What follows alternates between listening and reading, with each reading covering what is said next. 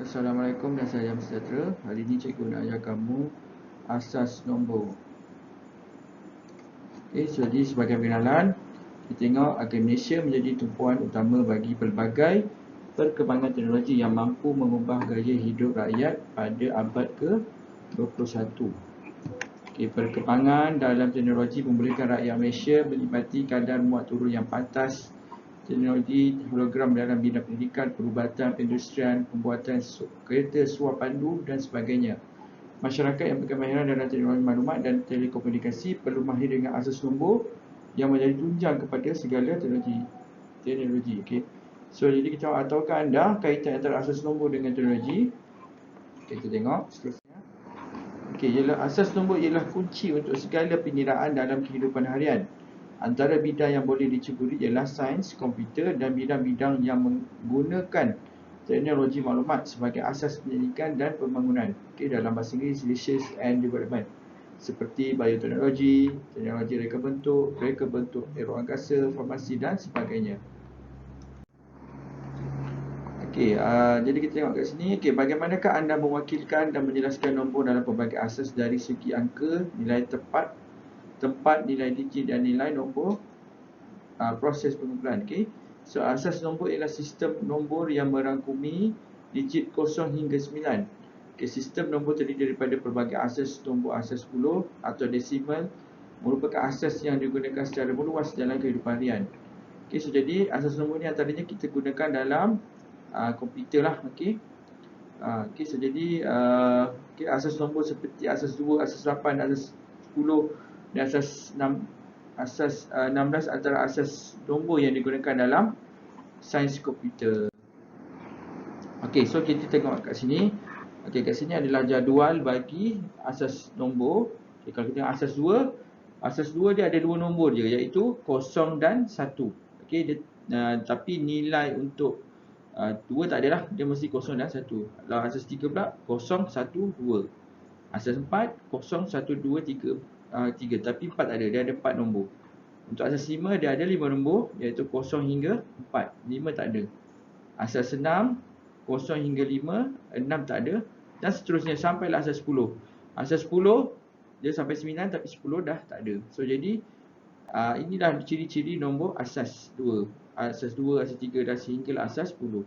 Kalau orang sebut asas 3, mesti ada nombor 0, 1 dan 2.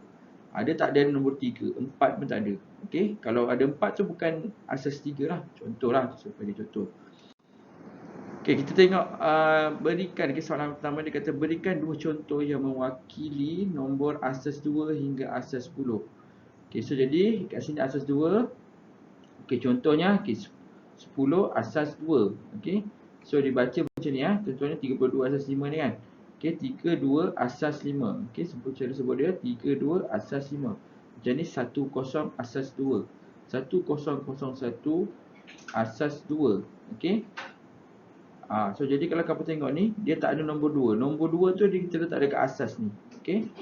Contoh nombor 3 ni. 21 asas 3. 121 asas 3.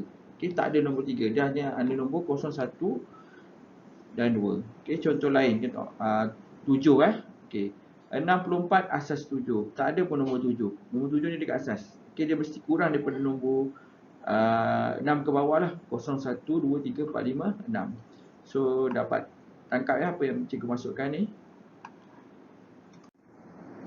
Seterusnya kita tengok macam mana nak cari nilai tempat bagi setiap digit dalam nombor di bawah.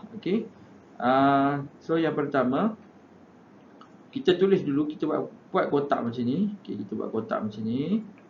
So ni nombor asas 8. Tulis balik nombor 6, 2, 3, 1. Tulis balik. So jadi untuk yang pertama ni 8 kuasa 0. Jadi 8 kuasa 1, 8 kuasa 2, 8 kuasa 3. So jadi nilai tempat lah. So untuk yang ini nilai tempat adalah 8 kuasa 3. Yang ini 8 kuasa 2. Untuk yang 3 8 kuasa 1. Untuk nombor 1 adalah 8 kuasa 0. Untuk B pula 111101 asas 2.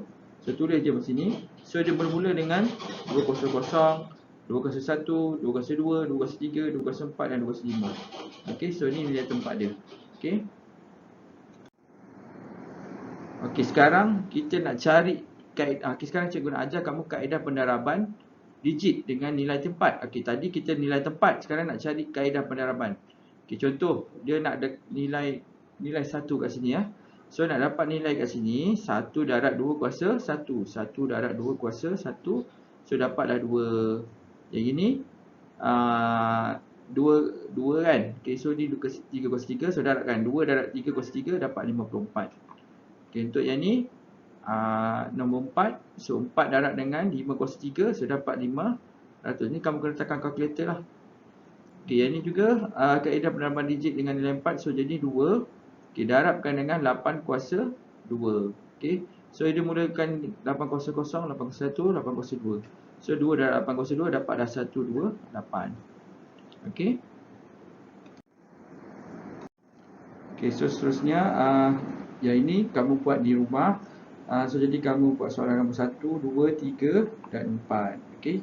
So nanti kalau dah siap hantar ke Telegram atau di dalam pertama hantar di Google Classroom. Kemudian kalau kamu tak ada ID MOE, kamu hantar di dalam Telegram. Okey, supaya senang untuk cikgu tanda.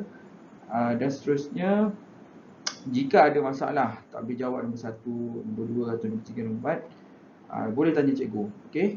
So sekarang cikgu bagi peluang untuk kamu cuba fahamkan apa yang cikgu ajar tadi dan cuba buat dulu. Okey, kalau cikgu bagi jawapan saja, takut nanti kamu tak faham apa yang cikgu ajar. So jadi kamu cuba buat dulu. Dan cuba kalau tak boleh baru tanya cikgu balik. Okey, sekian, terima kasih.